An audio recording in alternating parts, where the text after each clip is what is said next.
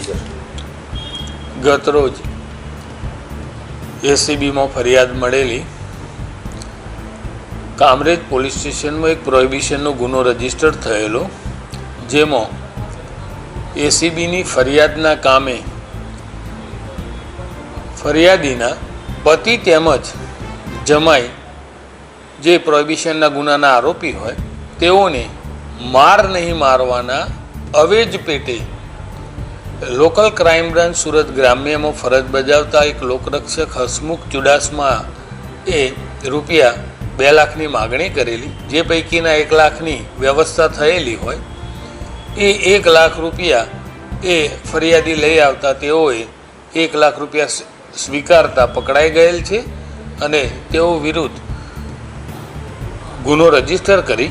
અને આગળની કાર્યવાહી હાથ ધરવામાં આવેલી છે. આરોપી છે, આ આરોપી શા માટે પૈસાની માંગણી કરી અને આ ગુનો ક્યાં રજીસ્ટર થયો હતો અને કામરેજ એલસીબીના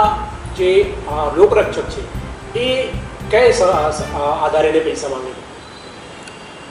પ્રોહિબિશનનો ગુનો રહ્યો એ